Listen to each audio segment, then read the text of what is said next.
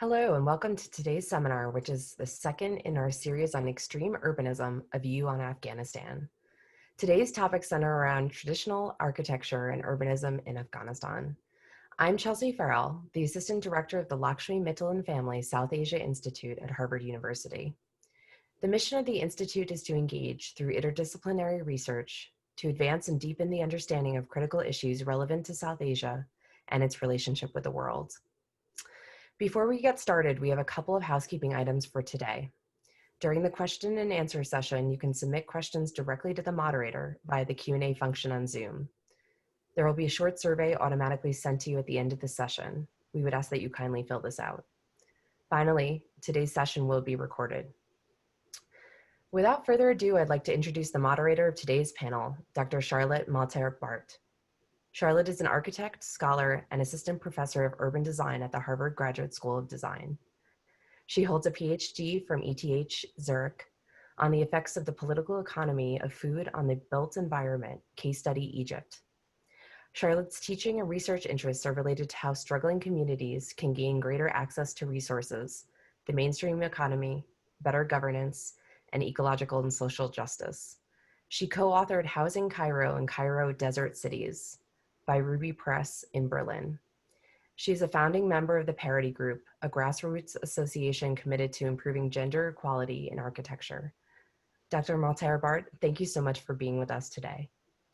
Thank you very much, Chelsea, for this great introduction. I have indeed the honor to moderate the second session of our Extreme Urbanism series. Today, the panel on traditional architecture of Afghanistan, co-hosted by the Lakshmi Mittal and Family South Asian Institute and the Harvard Graduate School of Design. This event is born out of the Option Studio Extreme Urbanism, Imagining an Urban Future for Ishkashim, offered at the Harvard GSD in the fall of 2020, initiated by Professor Rahul Mehrotra that I have the pleasure to co-instruct with. So this series aimed to propose to interested audiences the opportunity to get an updated, informed view on the country. And we already have behind us the first session, Planning for Urban Afghanistan. And on October 24th, we'll be hosting our third and last panel, Contemporary Architecture and Urbanism in Afghanistan.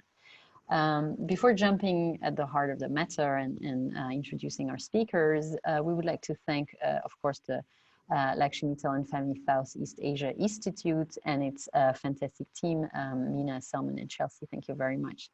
And in the name of the Aga Khan Agency for Habitat, which is also the partner of our studio at Harvard, in Afghanistan, we'd like to thank the Ministry of Urban Development and Land, and in particular, Mrs. Sahar Hamdar, who's been lecturing for our students and has been extremely helpful. The Directorate of Urban Development and Land of Badakhshan, the Municipality of Ishkashim, and the District Governor of Ishkashim, as well as Kabul University, who is also our partner for this studio. And so with this session, what we hope is to get an on-look onto traditional architecture and urbanism in Afghanistan, on vernacular and building traditions, on questions of maintenance and preservation of historic settlements. And we are very happy and delighted to have as speakers today, Sofia Sahab, Ayaz Hosham, and Abdul Najimi. And I would like to start by introducing our first speaker, which is Sofia Sahab. Sofia Sahab is a former lecturer at the Department of Urban and Planning Department. She holds a Bachelor of Architecture from Kabul University and a Master's and PhD in Urban Planning from Nagoya Institute of Technology in Japan. She joined the Architecture Department of Kabul University in 2010 as the first female instructor and transferred to the newly established Urban Design and Planning Department in 2018 to become then the first head of this department for a year. Dr. Sahab also works for the Ministry of Urban Development and Housing as an urban regeneration specialist. So, Ustad Sofia, the floor is yours. I will then introduce each of the speakers prior to their talk. And just one short point, we'll be taking questions by chat in a written form. So please do feel free to formulate your question and send them during the entire session. So with no further delay, I leave the floor to Ustad Sofia.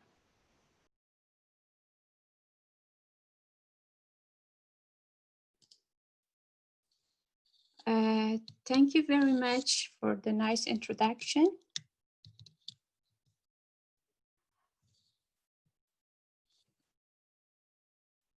Can you see my screen?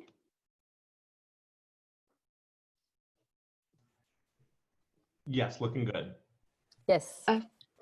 I'm Sofia Sahab, former member of the Department of Urban Design and Planning. And today I'm going to present about Gozar, Afghanistan's traditional neighborhood. This is the outline of my today's presentation. First, I'd like to talk about the traditional Gozar, the characteristics of these Gozars, and then about the current or the urbanized Gozars, and then I will present about my own research that I have done during my master's and PhD, and now also. It includes the spatial features of the Gozars and also the functional, the functions of Gozars. That was a questionnaire survey with representatives and online discussion system. First, about the traditional Gozars.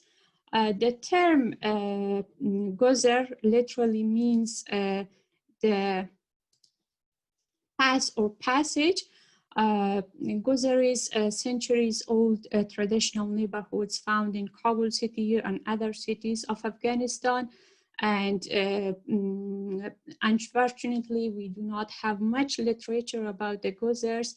And as my research has been about the Gozars in Kabul city, so I generally talk about the characteristics of Gozars in Kabul city that might be very similar to other Gozars in like Herat city or Mazar-e-Sharif, but it might have some differences. So my research is on the Gozars in Kabul city. Before we had master plans or any plans for Kabul city, we had such kind of divisions, like Kabul was divided into mahals. It was like the districts, now we call this as municipal district or ward, and the Gozar, that is kind of neighborhood or community.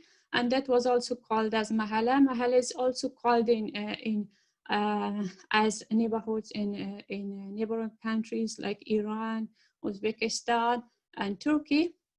And also we had such kind of divisions like kocha, it is a street or alley.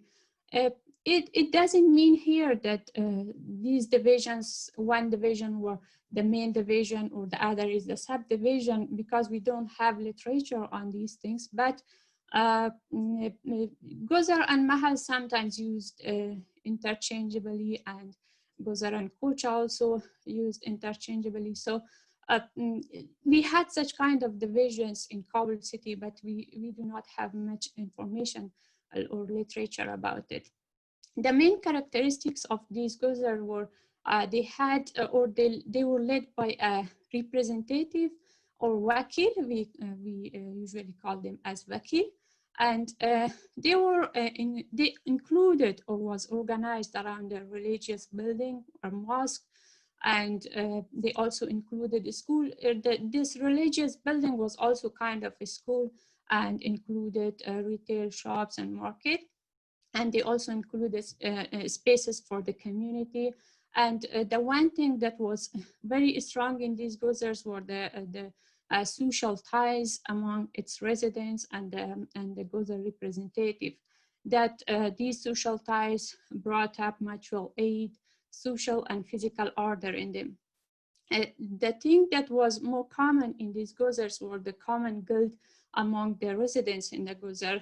In the name, like in this slide, I'm going to present about the names of these. Like the names of each Gozar had a name, and most often the name represented the common guild of the residents in the Gozar. Like we had Gozar Ahangari, its translation is forging Gozar or soap making Gozar or other Strassil Gozar. And they were also named after popular and influential people who once inhabited in the Gozar, or according to particular areas or certain geographical landmarks in the Gozar. How about the characteristics of the current or urbanized Gozar? They are currently institutionalized as sub-districts of municipal district or municipal governance. They are also represented by a representative. This is a must, also not written anywhere, but they should have a representative. And they include mosques. When I had the survey, we had like one Gozar had even 10 mosques, one had one mosque, but there were no Gozar without a mosque. This area is used, mosque is used for the information sharing by Gozar representative, and they had set or customary boundaries. The sizes are quite different, very large sizes. We have very large sizes of Gozar and small size of Gozar. And in a district, it ranges from 1 to 110. Usually there are 500 to 1,000 houses in a Gozar, and the citizen charter suggests 1,000 to 1,250 households for each Gozar. So why Gozar is important? You know that over 70% of Kabul city's urban fabric is informal, and they are recognized by the municipality, by their Gozar organizations. So it's kind of formal bridge for municipality to informal settlements. They play a very important role in the local governance of informal settlements. Wakile-Gozars, or the Gozar representatives, act as conduit of information between Gozar residents and municipality. They're also responsible for certifying documents, births, marriages, and deeds. The Gozar representatives are working as volunteer, but their responsibility is kind of formal responsibility. So this is kind of making Gozar as a formal urban governance unit, municipal governance unit. This is my research about Gozar. First, I had a Gozar spatial feature survey and then a functional survey with Gozar representatives and other Gozar function survey with the residents. The first one is about Gozar spatial features. I surveyed 4 districts, and that included 124 Gozars. I used the maps that were in the district's office, and also it was shared by JICA to me.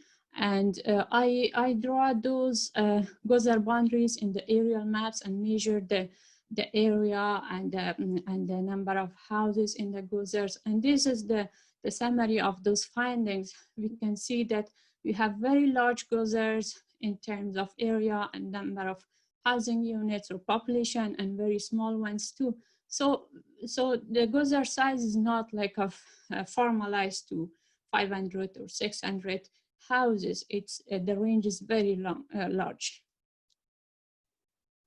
My second survey was about Gozar functions. It was a questionnaire survey with Wakile-Gozar. I surveyed 4 districts that are shown in this map, and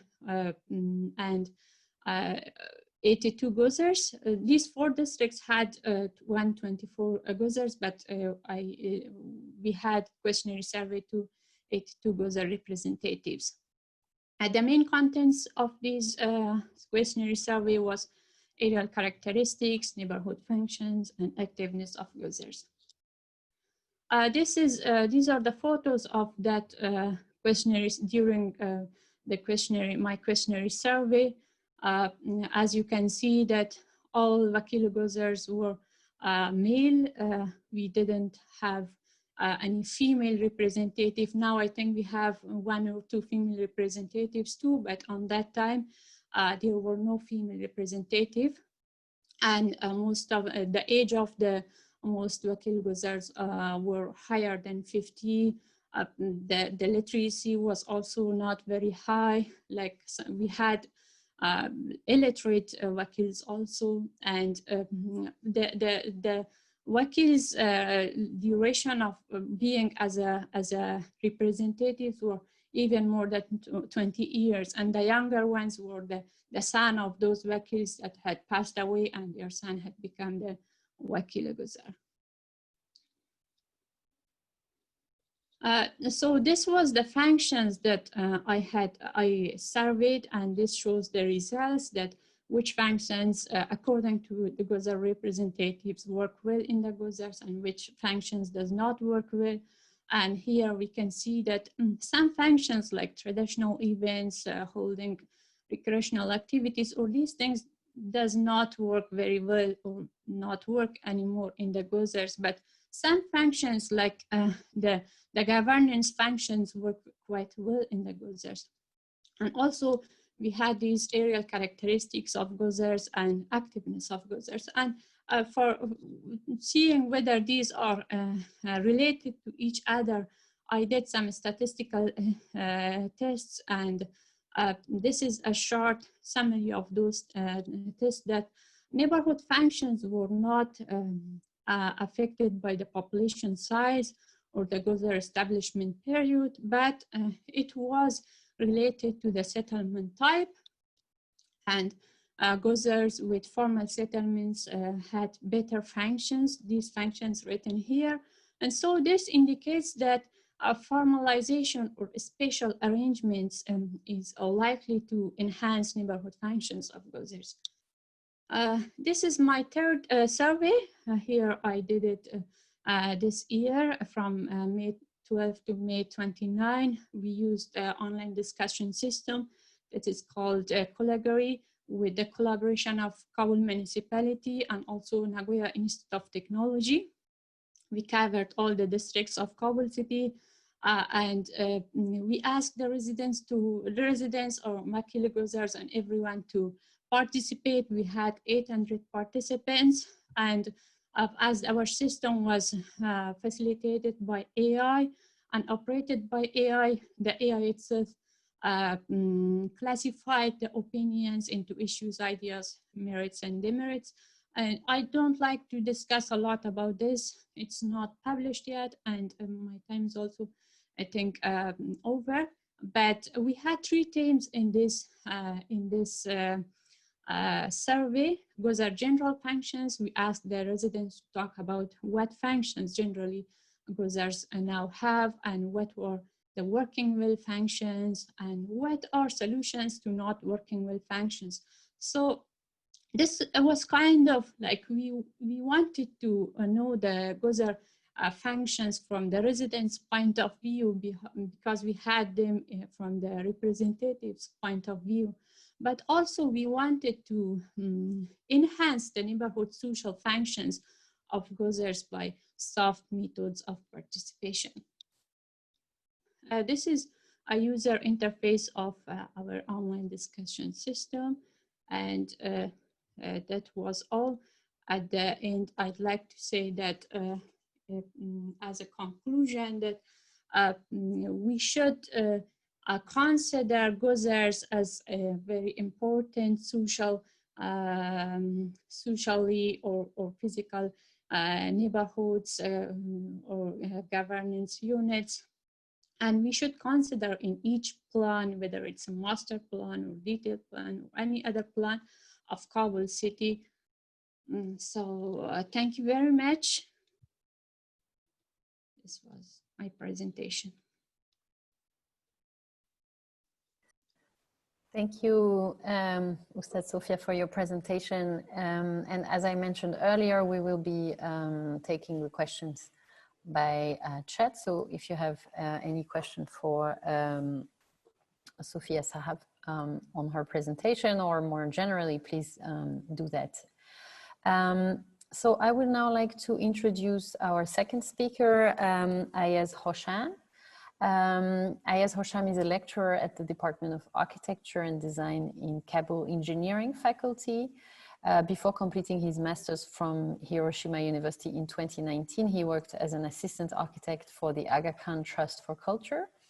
And since 2019, he's also working as a sustainable architecture specialist for the Office of the Senior Advisor of the President for Transportation Affairs.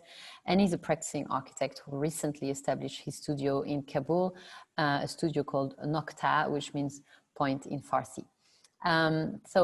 Ustad Hosham, please, the floor is yours and you may share your screen.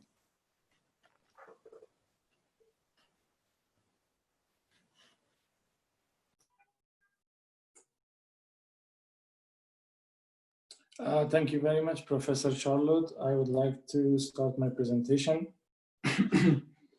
So good evening and good morning, everyone. I would like to thank the Harvard GST program, Kabul University, Al Khan Agency for Habitat, and the Lakshmi Mental Institute for this opportunity. So what happens is that 50 years ago, professors from Harvard University and Kabul University, they did some research and they published one of the most fundamental texts in the domain of the indigenous architecture of Afghanistan. That book, together with the publications from Professor Kazemi, Professor Samezai, and Dr. Najimi, who is also joining the panel today, are the fundamental text regarding the traditional architecture for those who want to study in this field.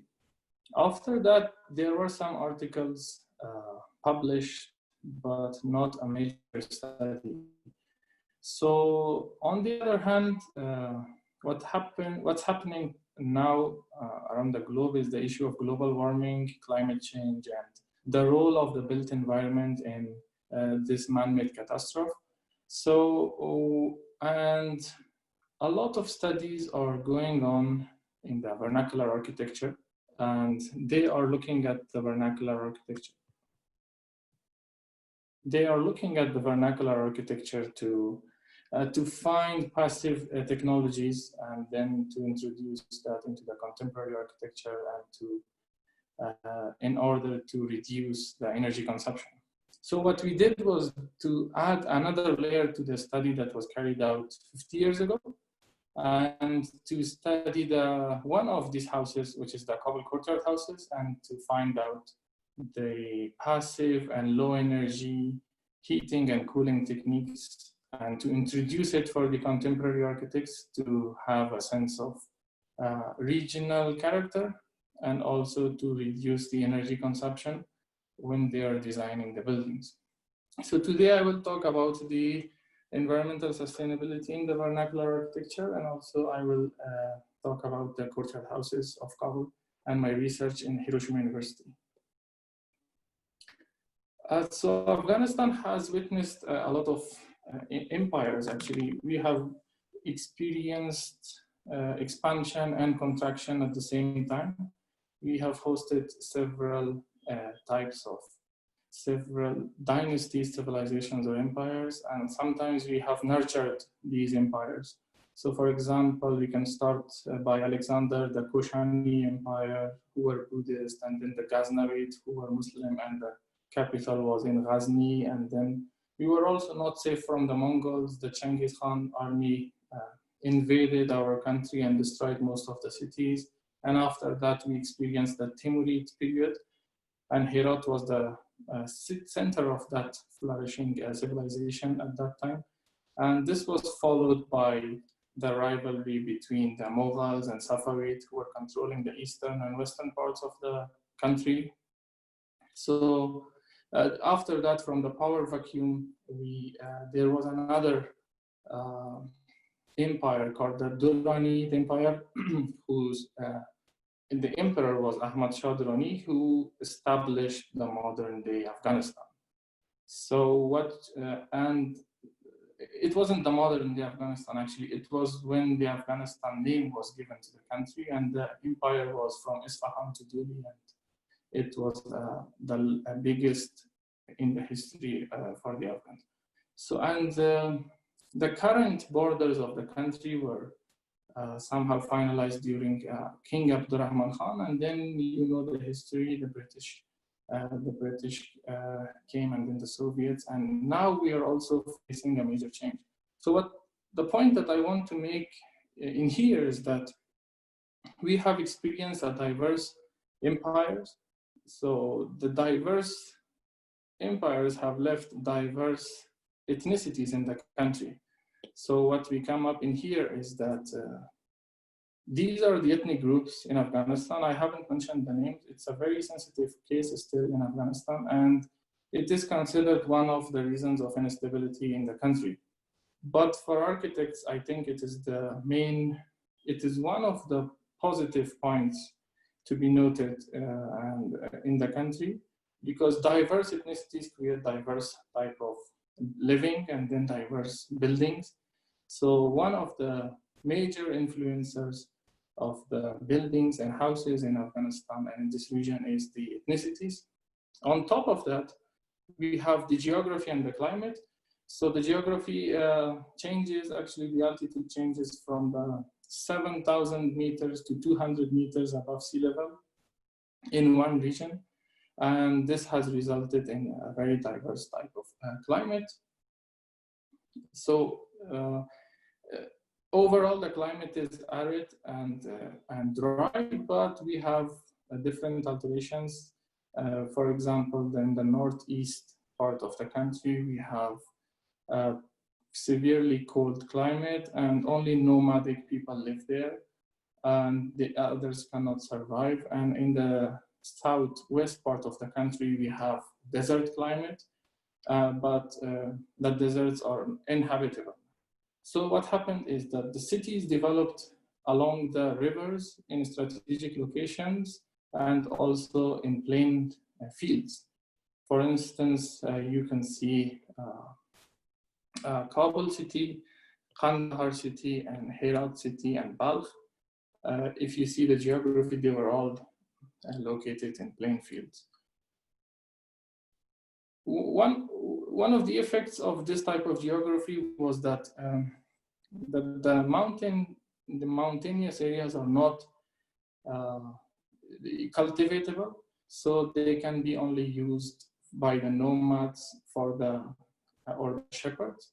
So one type of people that we have in Afghanistan is the nomads. So the nomads have their own type of housing that is flexible and flexible and movable. This is the first category of houses that we can find, which can be said as non-sedentary dwellings. So usually in the southern and southeastern parts, they take the shape of tents. More variations have been developed in each part, but usually it's a tent that provides shade and also privacy for the household. But on the northern part of the country, and especially near Uzbekistan and Central Asia, they still have the yurts, or the conical shaped tents that has more insulation, and they use local heating, and they want to avoid the heat produced inside to go out or to lose the heat. So in terms of the environmental sustainability and in terms of the passive heating and cooling, the black tents, they does not provide a lot of insulation for the households, but what they do is that they shift from one place to another place for finding thermal comfort. So in these types of buildings, the buildings itself shifts to another place, and they have to be shiftable. Especially you can see that in the caravans, the camels or the horses move the house from one place to another place. So it should be flexible, easy to open and close, and also they shift from one place to another to find thermal comfort. The other type of the buildings, which we believe that are the most true vernacular architecture of the country, are the houses that were built in the rural areas, who were cut off partly from the main trade routes or the main city or the centers of economy, And these houses, for example, exist in Nuristan. They have their own typology of houses, which is similar somehow to the houses in Gilgit in Pakistan, or the houses in Salang, or other parts of the country that were they did not have the access to the main sources of economy or the craftsmen. So what they had to do was to develop their own solutions using the local material, using the context, and using whatever they had. And they came up with these ingenious solutions. For example, in the houses in Nuristan, they used the earth insulation. So the house is protected from the mountain, from the heat through the mountain from the back, and also the house receives solar energy from the front, from the southern side, and also they have a thick layer of thermal mass that helps with the insulation, and they use the local material, nothing is imported, and they use it in a very ingenious way because it was developed over centuries. So if we have these developed houses over centuries in local areas, I think it is worth studying them and learning from what our grandfathers or ancestors did to cope with the climate. So the third type of houses are the towns in the cities. So the cities were centers of trade. So the trade routes passed these cities, and they were the capital of empires, Herat, Balkh, Kabul, and Kandahar. And they were the center of economy and also the center of culture. So they developed different types of houses, which were sometimes also influenced by the empire itself. So if the empire is vast enough, then the builders will come to the main capital and build using their own knowledge or know-how. And so for instance, the courtyard houses of Herat, they use the wind during the summer. They have a seasonal wind, they use the wind. They use the wind catchers, as you can see in the picture. They take the wind from the rooftops, evaporate it using the water, and the wind becomes wet and cool and enters the house or the courtyard, which is a way of cooling the house or the courtyard. And similarly, the houses in Kandahar used basements or thick thermal mass and the courtyard as passive strategies, and the houses in Balkh had the domed shaped structures that helped the thermal stratification of air inside the rooms.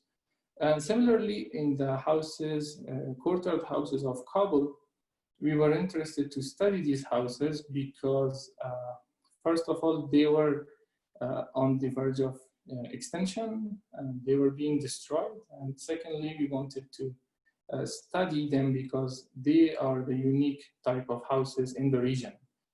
Some similar examples can be found in Peshawar, areas near Kabul, which were part of the same empire sometime.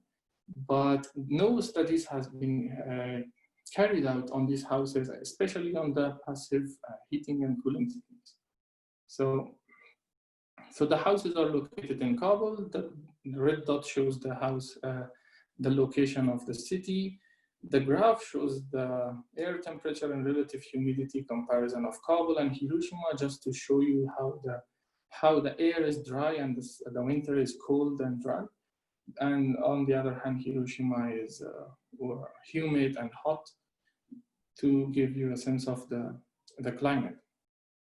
So the residential buildings in Kabul evolved from time to time.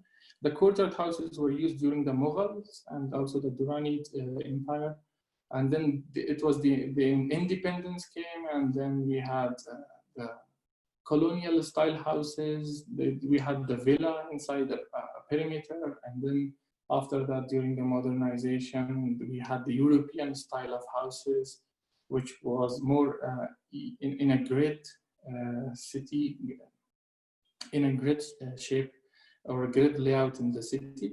And after that, we experienced war, and less construction was done during that time. And then the reconstruction period was a very drastic change in the housing sector of Afghanistan, especially in Kabul. A lot of money was poured into the country, But the regulating bodies and also the architects were not able to control that. So local builders built these houses that, as you can see from the housing typology, occupied almost 90% of the land, no controls on shading and insulation and excessive decoration. So what we want to do is to reintroduce the courtyard house typology and within the contemporary urban fabric and introduce it to the architects to use it in their designs.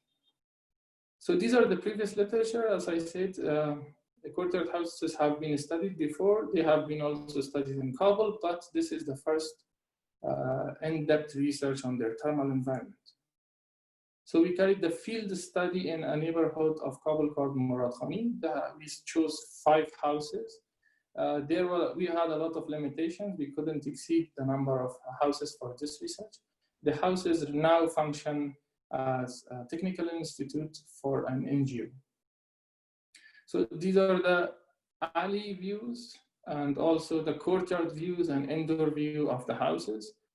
You can see the wooden structure and also the high thermal mass used in these houses and a very narrow shaded alleys, just like any other Islamic city. So our case study houses had different types of courtyards. That was the reason we chose, because we want to introduce the merits and demerits of different type of courtyards to the Afghan architects. We studied the outdoor conditions using the weather station, and also we studied the thermal environment of the courtyard, the air temperature, relative humidity, the vertical distribution of air temperature, thermal comfort, surface temperature, and also indoor surface temperature and indoor thermal conditions. So we also checked the sky view factor of the courtyard as an influencing factor. But yeah, I don't want to go very technical, so we will keep it very general this time. You can see the ground floor of the houses have very thick thermal insulation, and the first floor has relatively less thermal insulation. Thermal envelope, or the house has thinner walls. These are the case study houses with different courtyards. So I want to jump directly into the indoor thermal environment, the results. So during the summer, what happened was that the courtyard was calm. You can see the wind speed in the courtyard versus the wind speed on the outdoor. So that means the courtyard sheltered the people. But the important thing was that the indoor temperature, the peak indoor temperature inside the houses, it shifted based on the rotation of the sun. So for instance, the western rooms received sun earlier, so the peak was earlier than the southern rooms, and then the eastern rooms, and the northern rooms didn't, the northern rooms, and then the southern rooms didn't receive direct solar radiation. What was interesting was the environment of the basements, which I will show in the next slide, and also we had a double layer of houses. So the houses with double layer are shown in here. I hope you can see my drawings. They have a relatively stable thermal environment. So what happened was that they had thick thermal insulation, thick thermal mass envelope, and it was insulated by another house on the back. So this was a regulated, thermally regulated room, which was interesting to see. And the other rooms differed based on the solar radiation or the solar rotation during the day. So the environment of the basement was interesting. The coolest area in the house, even during the peak daily air temperature, was the basement that was completely closed. So the basement, which is H1B2, was completely closed. We didn't let the air inside, so it was as cool as the lowest air temperature during the 24 hours. Even if we opened the windows, the basements were not affected a lot. They were still 4 or 5 degrees cooler than the outdoor peak temperature. This shows that people use these basements, people could have used these basements during the peak summertime, especially during 12 to 2 o'clock during the day.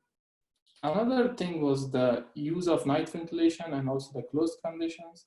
So as you can see in the second graph, we opened the windows during the night just to see the effect of the night ventilation. So the night that we opened the window, we were able to lower the peak air temperature of the house on the following day by 2 degrees Celsius. So this was an achievement. This is regardless of the courtyard shape. It was just an experiment to see what things work in the Kabul climate or not. So we can use this technique in the modern houses. So during the winter, similar thing happened. The houses that received the sun earlier had warmer conditions than the other rooms around the courtyard. But important thing was that people in these houses migrated into summer and winter rooms. So we checked the thermal comfort and winter, and we evaluated the northern wing of the house. Then the thermal comfort was achievable, and they had relatively good or comfortable environment, which didn't receive solar radiation, direct solar radiation. They were cooler. It is also worthy to note that, as you can see in this graph, the houses, this is when the heater was on. So what happened is that the behavior of people was an interesting thing for us, because if you can see during the peak hours, the thermal comfort index shows uncomfortable situation, which was unbearable actually, but people felt comfortable. So this might show the thermal adaptation or the thermal preference of Afghans, because we tend to be warmer, or we have to feel a lot warmer than our comfort zone in order to be satisfied with our thermal environment. And this has to change, because otherwise it is going to have excessive energy consumption, and it will be very difficult for the government to control once the economy boosts, once we have more middle class economies. So we checked the outdoor thermal comfort in the 2 courtyards. One was a big courtyard, and the second was a relatively small courtyard. So this one and this one, here and here. So what we noticed was both courtyards were protected from the hot and cold wind during the winter and summer, which is really important to have an outdoor, semi-outdoor space, and people can actually live there during some parts of the day or in the night. In the biggest courtyard, which received more solar radiation during the winter, the courtyard was more comfortable, especially the northern part, which received solar radiation and was protected from the cold winds. On the other hand, the medium courtyard, which was a little bit higher and didn't receive a lot of solar radiation, was not as comfortable as the bigger courtyard. On the other hand, during the summer, the peak time of the day when the solar radiation is at its highest or at its peak value, both courtyards were not habitable or comfortable for the occupants. And this is actually true, because people never used them during the noon. People went to the basement or the southern rooms during the noon, but people used the courtyards during the night to sleep. So we actually validated this concept, and we checked that in the summer, the lower part of the graph shows during the night conditions. So you can see the night conditions, they were comfortable. So what happens is that if based on this type of houses, if we can also introduce a migration or techniques, or at least the choices for the people to shift based on their necessity, we can reduce the energy consumption. So in these houses, what happened was that people migrated vertically and horizontally. So vertically, people migrated from the roof where they slept during the night to the courtyard, and then to the basement or the northern rooms in a summer day to avoid the heat and stay in the shade. And the courtyard was also protected from the hot and dry air. And similarly, they moved horizontally on the season basis. So they moved from the northern rooms that they used during the winter to the southern rooms that they use for summer to avoid the solar radiation. So these were the techniques that we found, and we validated them using the scientific data collection. Nevertheless, the basements were found to be the coolest spaces, actually the coolest spaces during the summer, and also the second layer of the houses that were attached to the neighbor from one side, and also protected from the courtyard or outdoor air from the other side with another room. They were found to be shaded, so that's why they had regulated building thermal environment, which can be used in the modern houses. So this was my presentation. I hope I conveyed what I wanted in this short period of time, and we were able to use from these techniques in the contemporary building. We will require an alteration in the urban fabric, because the current urban fabric does not allow for courtyard houses of bigger sizes or bigger proportions, but we can produce, or we can present or introduce another type of courtyard house that can be also adaptable to the bed typology that we have in Kabul city. Thank you very much. Very much, Ustad Hosham, for your talk. There are already a few questions that we will be bringing to you at the end. So with no further delay, I would like to introduce our last speaker, Abdul Wasay Najimi. Former teacher of architecture at Kabul University, Abdul Wasay Najimi is a conservation architect, PhD, educated in Denmark, and currently working with the Aga Khan Trust for Culture in Kabul. He has been involved in field studies, trainings, and projects in architectural conservation with the Aga Khan Trust for Culture, and published articles on Afghanistan architecture and build heritage.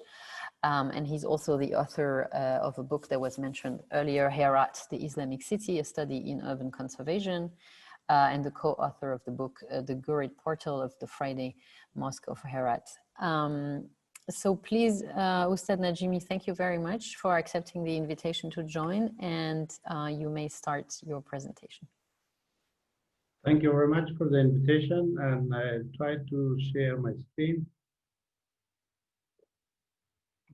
Yes. Okay.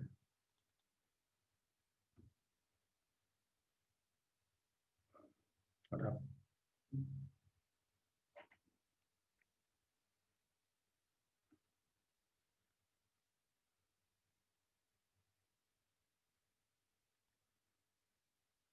Is the screen share? No, not yet.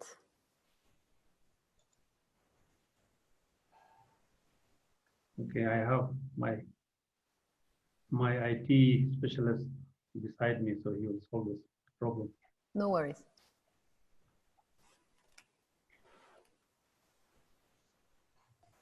But until the screen is shared, as I said, thank you very much for the invitation, and I'm so happy to see you all, and also to see Sofia and Ayaz, whom I first met in 2009 in Kabul University when I went on behalf of the KTC and helped the department to teach some courses. Sofia was at that time in 5th class, and I helped her in her urban design course, and Ayaz was at that time in 2nd year of architecture. And I'm pleased to see them that they have now a good professional career and they're teaching others what we all wish to help the young architects to achieve. Is the screen okay now? Yes, it's working. Thank you very much. So the topic of my presentation is built heritage and its conservation. And along that, what we have been doing through the KTC project in Afghanistan, that will be followed by the teaching and the training of young architects in conservation and preservation of historical sites. Sorry, as you can see in the map of Afghanistan, the red spots are the cities where we have worked so far. Kabul was the very first city where we started with the generous funds His Highness Yahya Khan provided in 2002 for the reconstruction of Afghanistan. Apart of other projects, HTC started work in cultural heritage. And I must say that I'm personally very much indebted to His Highness generous support, because before that, some of us tried to do work in conservation, but it was very difficult to raise funds. 2002 was actually the first time that we could raise funds or use KTC funds and do these conservation projects. In Kabul, we started in 2002 and continued to 2006, but then also from 2013 to 2020, in Herat from 2006 to 2011, and then in the north in Balkh 2012 to 2020, and then in Badakhshan from 2012 to 2020, which means we are still there, but the conservation projects are not going on. We have other projects in training and working with the young students and women in training. Our very first project was Bagh-e-Babur, as you see the picture at the top.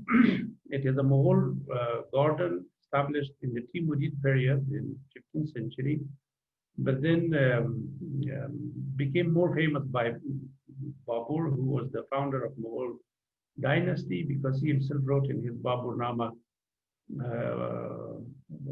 accounts that he instructed people how to make the garden, what sort of trees to plant, etc., etc. And he is buried here. Therefore, it's called Bagh-e-Babur. And another famous building in this garden is the Shah Jahani Marble Mosque. His grandson, who came to Kabul and then in honor of his grandfather, did some work in the garden and made this mosque. Down below, you can see a caravanserai, which was established at that time, but not in the architecture you see today. But on the foundations of that, after archaeological studies, we redesigned a historic caravanserai with the historic architecture in in fired bricks, and it looks very much today as a very historic building. The garden is used by the families and individuals, as you can see in the picture. And in 2019, there were more than 880,000 visitors to the garden. And then was the work in the old city. Some of the pictures you saw in Ayaz's presentation. There are houses that are all built in wood and carpentry designs. There are some mosques and there were some gardens. We tried to identify a cluster which was called Ashikana Rafan around the shrine. And then most of these wooden houses existed in that area. We surveyed them with the students of Kabul University, who later on got engaged in works with us. And we tried to train carpenters, masons, and people who worked in gypsum and plaster, etc., etc. In the very beginning, it was very difficult actually to raise that kind of manpower. But along the projects, we managed to train people, and they are still working with us.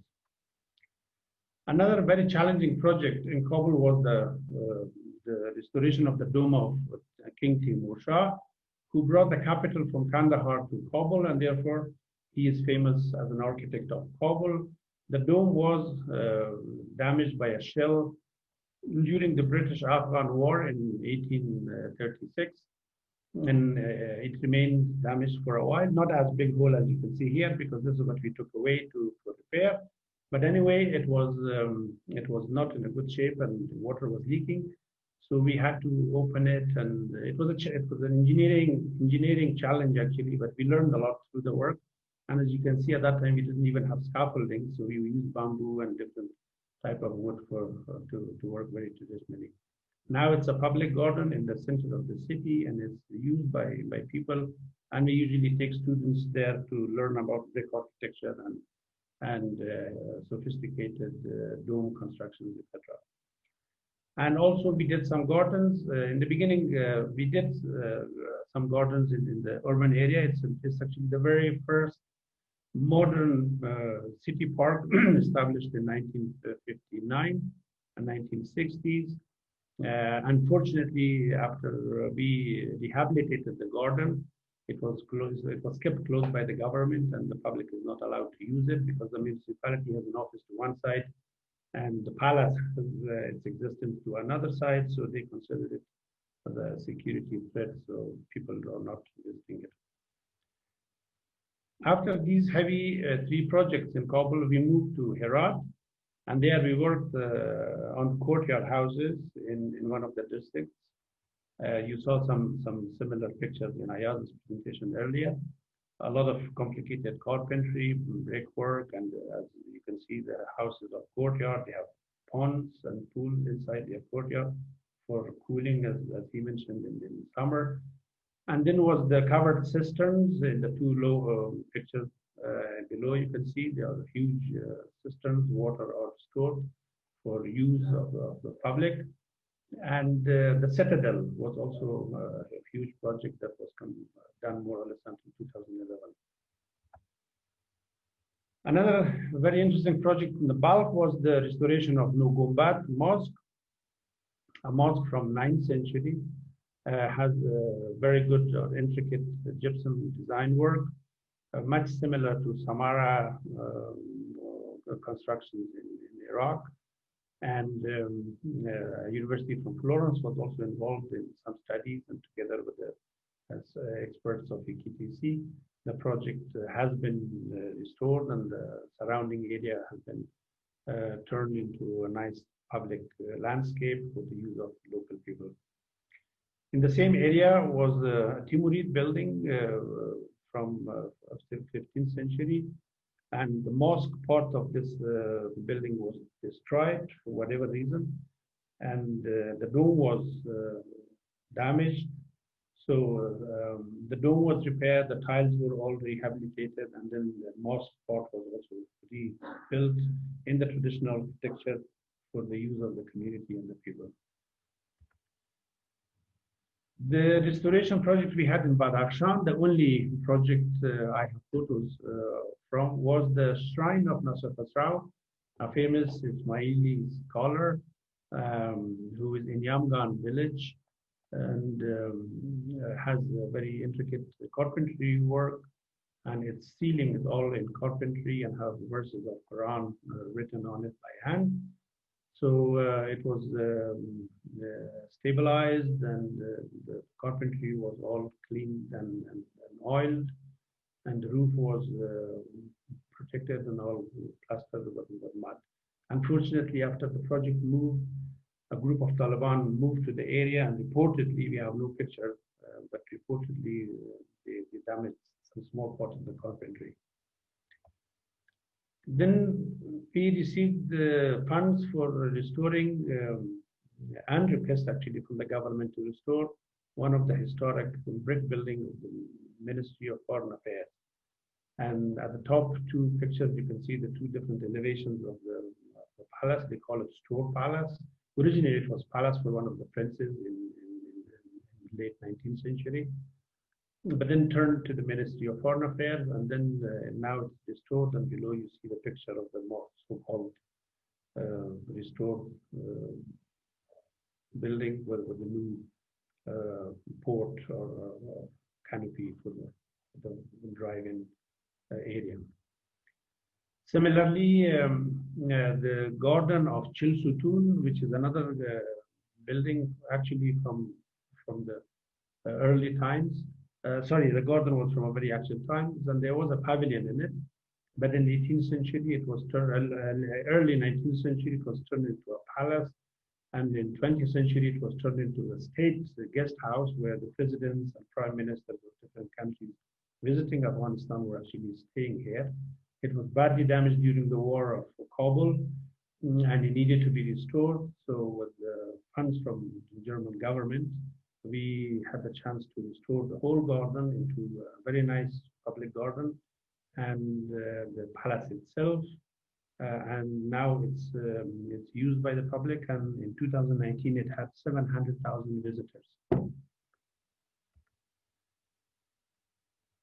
The project that we work now in Kabul is called Kabul Riverfront Transformation. Actually, it is around old industrial establishments from late 19th century, but then developed early 19th century. It was worked as a military factory for repair of arsenals and weapons until recently. And then the government decided actually to move all these activities out of town and let AKTC, again, to use German financial support, into public spaces for partly for commercial, partly for cultural spaces and some green spaces in the city, because Kabul city has been pushed so much by commercial activity that all the green area is now vanishing. So we need more spaces to add into all these different functions. But doing all these projects, heavy or light, in 2009, we realized actually that unless we train young students in conservation and planning, whatever we do might risk actually a very, questionable maintenance status in future. So that was the reason that actually, on behalf of AKTC, I used most of my time in the university and helped the young faculty to teach different courses. And along that, we received some funds from the US Embassy in Kabul, through which we could bring professors from abroad to help run short courses and intensive courses in summer or in winter. And here you can see Professor Kazemi, who was the very first graduate of architecture department in 1974. And he was a professor in Washington State University, Pullman. Generously, he came to Kabul every year for a month session. And these are all the students. And some of the people sitting in this table are actually now in very good positions in the government or in the university or private sector. Similarly, through the studio work, this is actually at the top is the studio class where Sofia was met in 2009. And along the work that we do in the university and the teaching, we try to, or at least I try to bring out students to field. And I take them normally to different projects, to different neighborhoods, to different areas to see things for themselves and see the building material, touch the material, etc. I take them like in the sketching classes to Timur Shah, to Bagh-e-Babur, to different places to draw, sketch, and sometimes document excavations. And even there's a shrine very close to Kabul University, we call it Sahi Shrine, which is done in Islamic architecture with blue tiles. So they should see also that, because this is mostly done in Herat and Kabul students have not been to Herat. The project that I still use as a training ground is called the Gadri Mosque in the old city of Kabul. It was started in 2014, and slowly we did a lot of excavations and we found the foundations by Shah Jahan, who built the madrasa in Kabul city, and on top of that was Timur Shah Durrani built another mosque, and that was destroyed, and King Habibullah in 1910s built something more on it and put the tin roof, and then it was destroyed in 1992 to 1996 for the Kabul War. So as you can see, we excavated and sorted out a lot of old bricks that we are reusing and the material. And this part is done, and now we are doing some other parts of it. Because of the excavation, we found like subterranean foundations, which is now used as subterranean, you call it architectural remains or archaeological remains.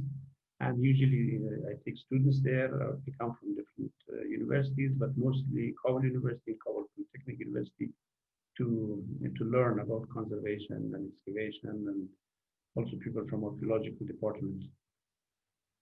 These are different pictures just to show you that through the excavations, they were trying to document, or they were trying to wash the artifacts, and they were trying to draw them. And so you have to learn all various different field activities.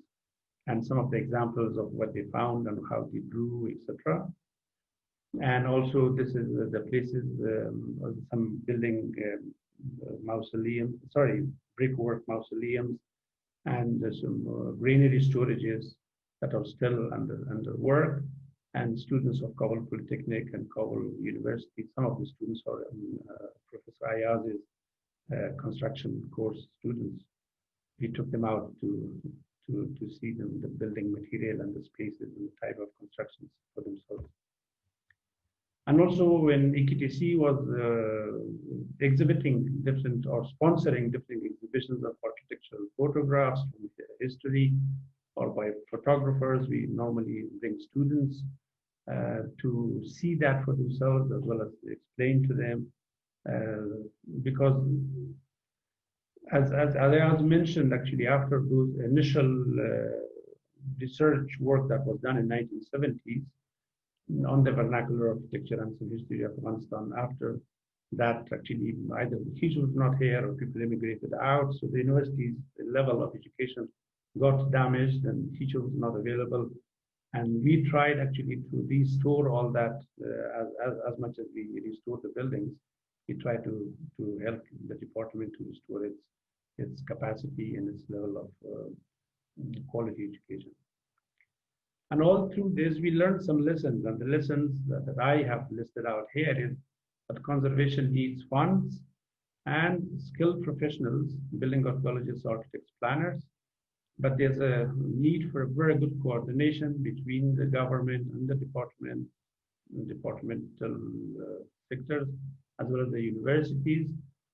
And funds are needed to be allocated for post-conservation maintenance, because usually that is where we fail. We do some work, but then after some time we come and there's no money for maintenance or preservation of the second phases or upkeep or safeguarding. And then as today, I'm very thankful to you that you have undertaken some seminars and publications are helpful tools to enhance dialogue and knowledge both of the professionals and the students. And with this, I'm done. Thank you very much. Thank you very much, Ustad Najimi, for this great presentation on your work and on your experience with vernacular architecture. And also I would like to thank, of course, Sofia and Ayaz for speaking earlier. And now we can actually move to the questions. So I have received quite a bit of questions. So please don't get offended if your question is not making it through, because we are trying to distribute and be fair. So I will first, and I will do the question by order of presentation. So I would first start with Sofia. There were a lot of questions regarding the Gozar research that you showed. One of the questions was if you could perhaps contextualize a little bit your presentation in a larger term of your research. That was one of the questions. Maybe I give you, Sofia, if that's okay, I'll give you maybe two questions and then we'll kind of do a full cycle back. But so that was the first question. And then if you were to see in the way that the Gozar governance, a necessity for it to be somehow formalized, one way or the other, and perhaps integrated into more governmental structure. And yeah, maybe I'll give you the third question because I think those are related, whether Gozars are actually working with NGOs and if they manage to acquire funding from the government, and for what in that sense. So Sofia, if you could maybe let us know a little bit more about your research, it would be great. Thank you very much. All are very nice questions. First, I would like to also thank Dr. Najimi in 2009 when he was teaching us. It was he who guided me, like it was his guidance that I chose urban planning as my career and did further studies. So here I'd like to thank him. And regarding the questions about my researches during my master's and PhD, especially during my PhD research, I wanted to propose a neighborhood unit model to guide urban development in the inner city of Kabul. On that time, JICA had proposed the master plan, but it had, in that it was mentioned that the master plan must be complemented by the neighborhood plans or detailed plans. So my model was kind of guidance for a guide for those detailed plans or the neighborhood plans. So this model was based on famous Paris neighborhood theory that was to enhance the social relations by spatial arrangements. And for that, I tried to first study the existing neighborhoods or communities, organizations in Kabul city. And for that, I studied the Gozars. And as I mentioned that we did not have any, or as to the best of my knowledge, we did not any literature that was written about the functions of the Gozars. So for that, I surveyed the Gozar functions, and I found that there were still some functions working, and by what I proposed as a neighborhood model for the urban guidance of Kabul city, like I wanted to enhance the social functions of the Gozars by some spatial arrangements, and those spatial arrangements should be enhanced by social functions both. So that was the overall my overall research. Because of that, I studied the Gozars. Until now, I'm studying the Gozars for some other reasons, or like now for enhancing participation or something. But on that time, it was my aim of this research. And regarding the second question, yes, because there are still some functions working in the Gozar, and as I did, my third survey was on the social functions of the Gozars. Because of that, sorry.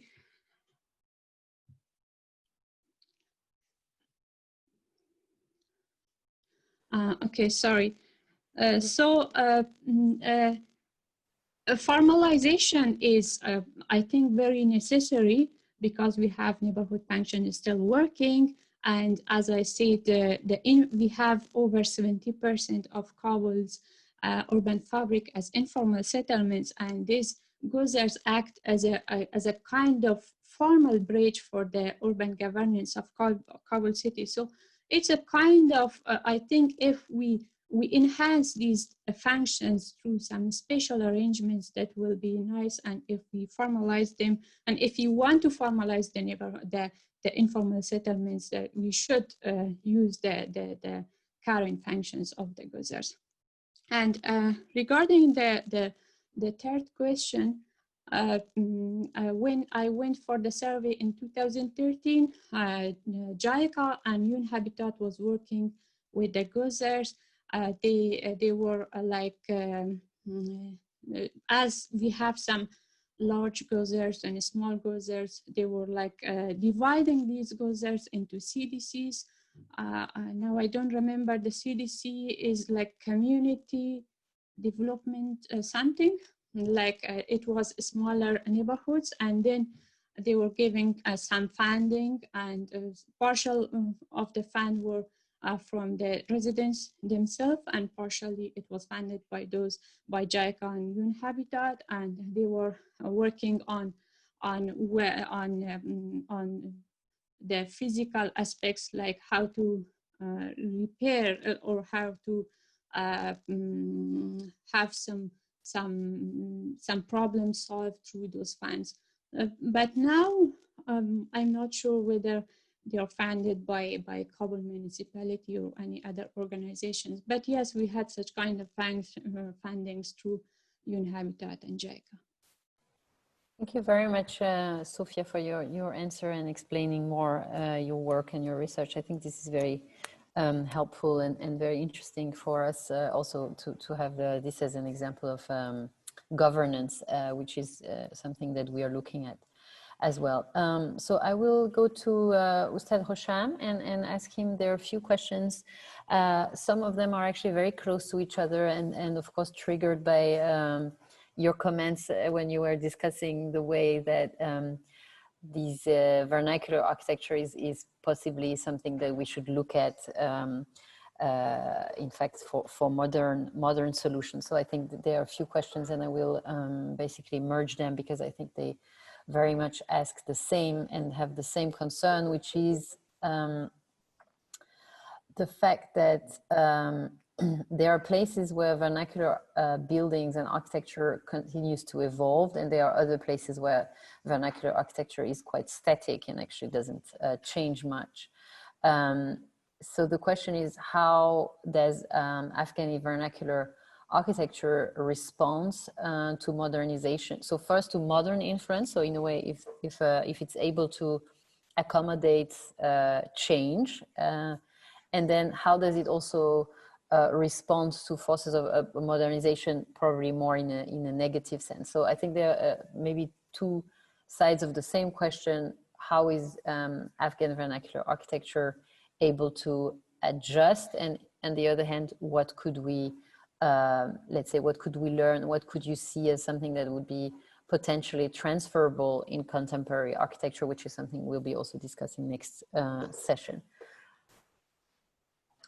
Thank you, Professor. I just like I said, the vernacular architecture is something that is developed based on the needs of the people. So it cannot be, even now in Kabul, if you see the figure ground of the city, the informal settlement that Professor Sofia pointed out, in the informal settlement, people are unwillingly, unknowingly, I don't know how to say it, they are still building the courtyard houses. So I guess this is a way of building, inherited in these people, because that maybe best represents their needs and that solves their needs without knowing the benefits. In this case, the passive and low energy building techniques. So in Kabul, we have, I must have shown you the figure ground, but you can find it online.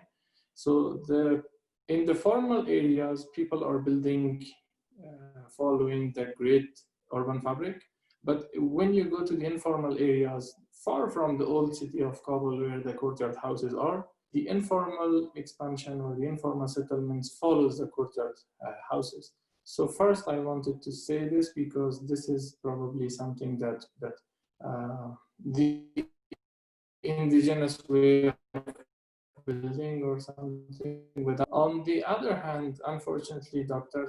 Najimi knows that in the old city of Kabul, people are destroying the courtyard houses, the beautiful courtyard houses, and they're rebuilding the modern contemporary houses. I mean, without any consideration to the regional character of the region. So Afghanistan, unfortunately, has not responded well to adapt to the vernacular architecture. We were not able to, we as architects and also as educators and the government also, were not able to tell the owners of the traditional buildings the benefits of those buildings. So that's why I did this research. I mean, if you show them some figures and tell them that your house will perform better than a contemporary building in Kabul, and you will use less heating and cooling energy, they might accept this, and they might not destroy their houses. So I would be happy if Dr. Saib correct me and add to this, but it is our job to tell those the inhabitants of these houses, and also it's our job to inform the architects, because it's them who are building the houses. And also the government is very cooperative in this case. I mean, in the past decade, the government has put a lot of attention to the traditional architecture. I heard that they're even planning to introduce traditional settlement patterns, which has the modern or the contemporary facilities of the 21st century for some of the suburban areas in Kabul. I mean, the meeting we had with His Excellency the President last week, he mentioned this, that they're planning to carry out a study or to design these type of houses together with Sasaki in the suburban areas, especially Baghman, Stalef, and Surubi. So I think it's a work in progress, and we are hopeful, actually. We are hopeful that the people will know the value of the traditional houses, at least. Thank you. Thank you. No, I think this is extremely interesting. The point is perhaps that I think is a quite clear, is that in a way there is kind of this economic layer. If you're able to convince people that they might get some economical benefits by retaining, more vernacular ways of construction, they could benefit from it somehow. I think that's a very important element. So thank you very much. And actually, the question for Ustad Najimi is very close to that, and it's related to the perception of the public towards heritage. If you've seen, let's say, a shift in the ways that this architecture has been perceived via your work. So of course, I think in the architecture, discipline and via your work as an educator, but also more generally, if you could say that, the kind of, just the people who are using this type of architecture, or who are maybe exposed to this architecture, are seeing more and more value into it beyond the kind of economical aspect that Ayaz was mentioning. So could you maybe develop a little bit for us on that? And I think it reverberates with what Ustad Hosham was mentioning earlier. Well, my personal observation is that because the education system also got damaged since 1978 onward, and a lot of foreign interference, whether it was Eastern Europe or later on, whether it was Western influences of, either you call it culture or material good or whatever appeared, Afghans also started taking things by adoption, by copying, rather than analyzing what is good, what is bad. For example, if you go to the heritage of the hardware you have in the houses, the most good woolen carpet would be traded out for some synthetic machine-made carpet produced in Iran or Turkey or somewhere, or wall-to-wall carpet, for example, because they have seen it somewhere else and they think this is better. It's easier to wash. While, for example, the women sometimes who are dealing with it, mainly the cleaning of the houses, would say that the traditional carpets are more heavy and it's difficult, and it's et cetera, et cetera. The same with was furniture or other things. So, like specifically today, you see most of the clothes wear is all imported from Thailand, China, other places, instead of being produced here locally. And I'm sometimes surprised that in Facebook, I see comments by some people who believe that the typical Afghan shalwar kameez is actually not an Afghan dress code. It comes from Pakistan. So that means that it's similar, like earlier when we were talking about vernacular, very often people, even the students in architecture and maybe the architects themselves, do not understand the vernacular as a vernacular that is something that is more functional, more up to the point, maybe produced by architects, maybe produced by no professional architects, or modern architects, produced by people who produced it for a function, and the function works. So I think, as many other things, like even in the politics, the opinion changes sometimes from the left to the right, from the right to the left. In architecture or neighborhood architecture, it will be the same. People are, in 2002, when this new government was established, suddenly people thought that houses are needed in Kabul. So what shall we do? Either they were grabbing government land to produce more districts, or they were grabbing government lands through corruption to build apartment houses.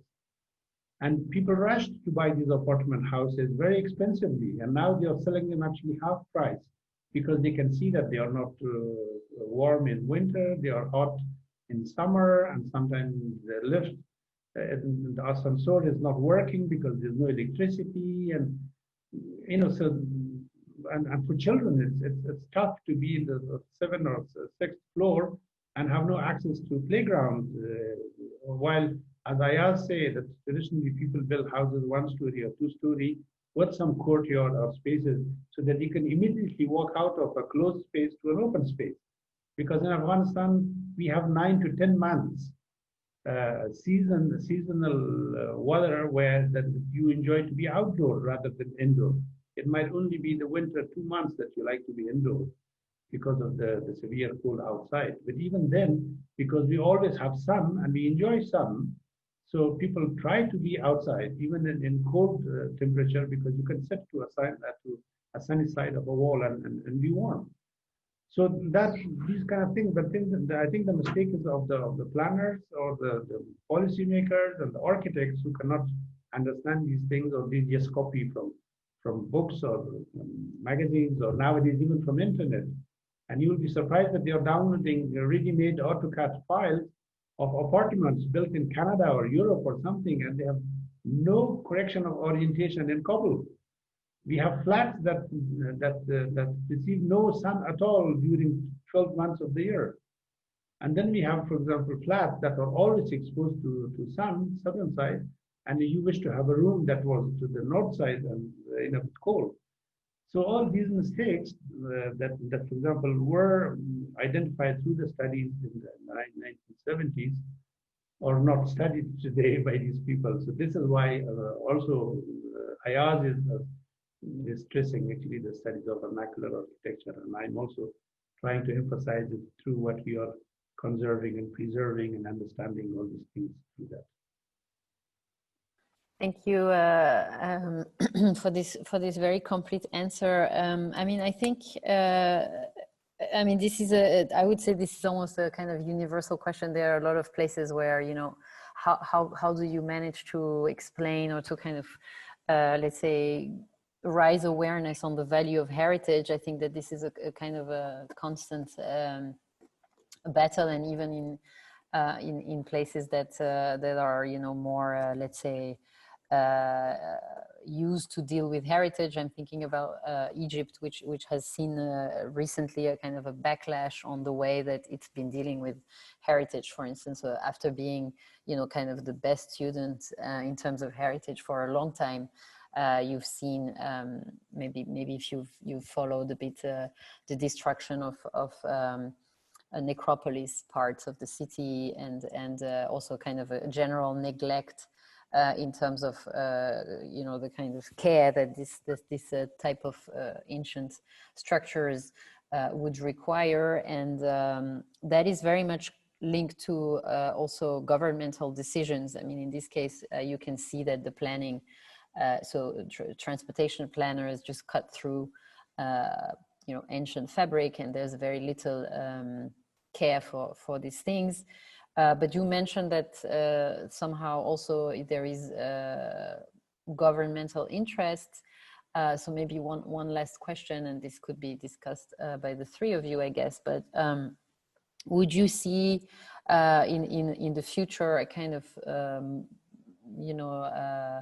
more focused view from authorities to work towards this kind of, on the one hand, recognizing the value of the vernacular, and on the other hand, the kind of heritage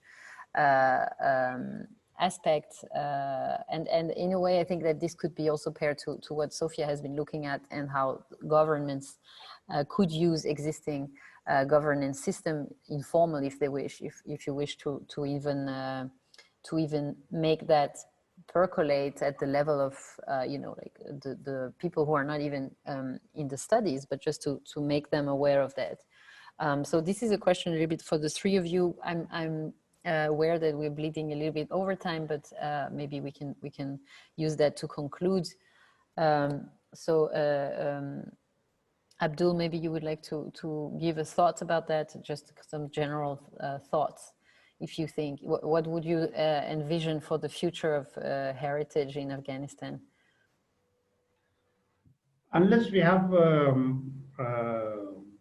programs or sessions in education and awareness for people of different functions, like the architects in the university, and the policymakers in the governments, and the local people in the local area, districts, or whatever, people tend to somehow, I don't know why, but it could be a psychological thing. Everybody wants to be modernized, and this word modernized could be understood differently by different people in different places and different times. But if the modernization is just copying things, for example, whatever they see through TV channels or dramas, and then, or they travel to some places and then they say, well, this is what I want, specifically when they have some free money, easily earned, for example, which has been the case for many people in Afghanistan. Because of the war, some people became, very rich because of, many people lost their lives and families and loved ones, but other people became very rich. They made a lot of money in it, to these all these military operations, all these trades, etc., etc., etc.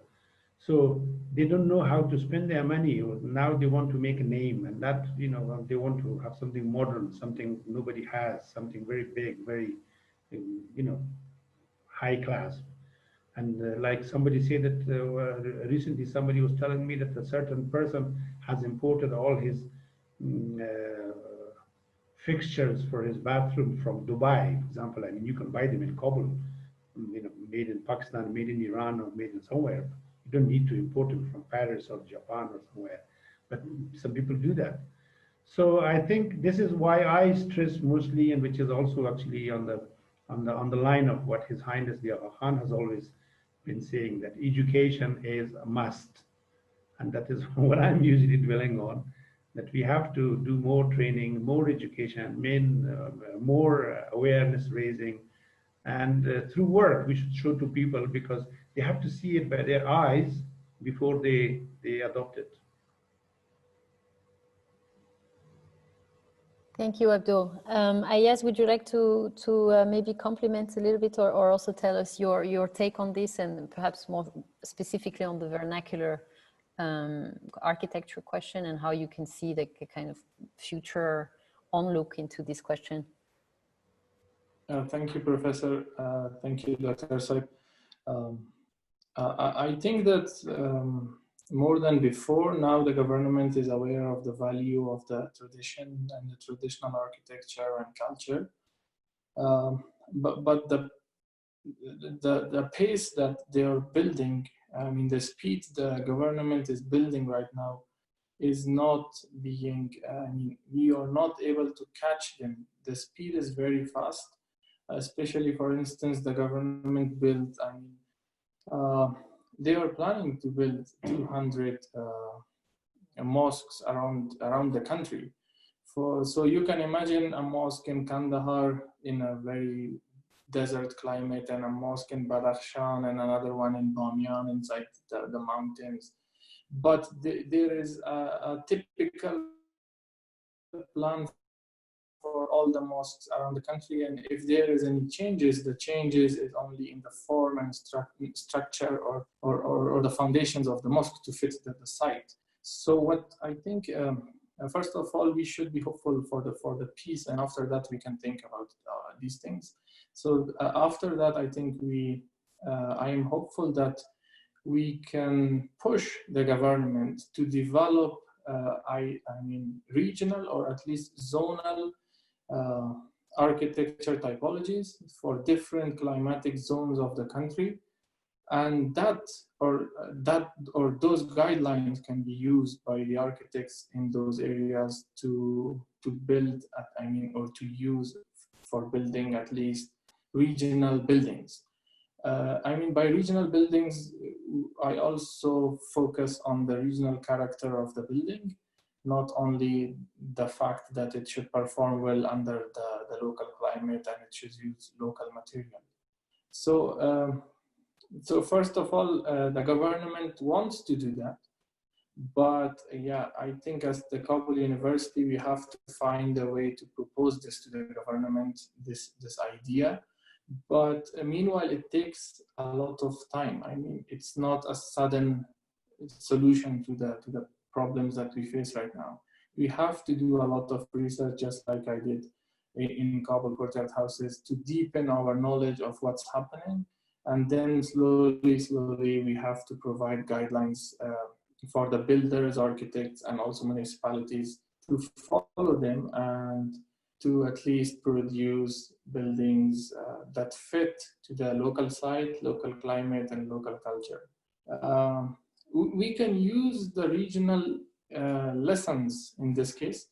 By regional lessons, I mean those provinces that are close to our Western neighbors, they are also close in architecture to those neighbors, actually. Those provinces that are close to the northern neighbors, Uzbekistan, Turkmenistan, and Tajikistan, they are also following the same architecture typology as those countries. So what we can do is that we can also look for solutions in our neighbor countries, and that can be something like a shortcut to finding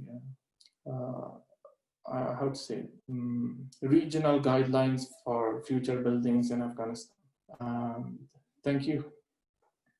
Thank you very much, Ayaz. That was a really great answer, and I think regional guidelines are definitely something we should keep in mind also for our studios. So may I ask Sofia to take the final word and maybe tell us a little bit how what she sees for the kind of Gozar network as something that could be potentially useful for the future, and also how somehow in the informal context it could be a potential to even actually reflect on what both Ustad Najimi and Ustad Hosham mentioned in terms of perhaps sensibilizing the people who build to actually keep this in mind.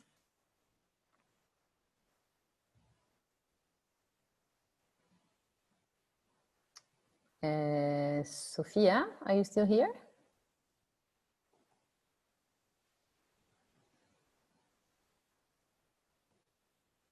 Okay, I think Sofia might be cannot answer right now. So Well, I mean, it would have been interesting to know, but I guess we could also look into her literature and find maybe an answer to that. So I will basically wrap up and thank you for your presentation and agreeing to contribute to this session today, Sofia, Sahab, Ayaz, Hosham, and Abdul, Wasay, Najimi. Thank you very much. It's been a pleasure to watch your presentation and also discuss with you somehow the question of vernacular and heritage and governance in Afghanistan, and this has been a very enriching conversation. And also thank you very much to the audience for the questions. I hope I was able to convey them as well as possible. So I think we are fulfilling the hope that we had to get a sense of the challenges and the assets that traditional and vernacular architecture in Afghanistan face. And I would like to conclude by thanking again the Lakshmi Mittal and Family South Asian Institute for allowing us to set up the sessions as they are. And also would like to remind you of our next session on contemporary architecture and urbanism in Afghanistan, which will be taking place on October 24th with another set of guests on the same channels. So with this, I would like to thank you and hope to see some of you at the next session. Thank you very much.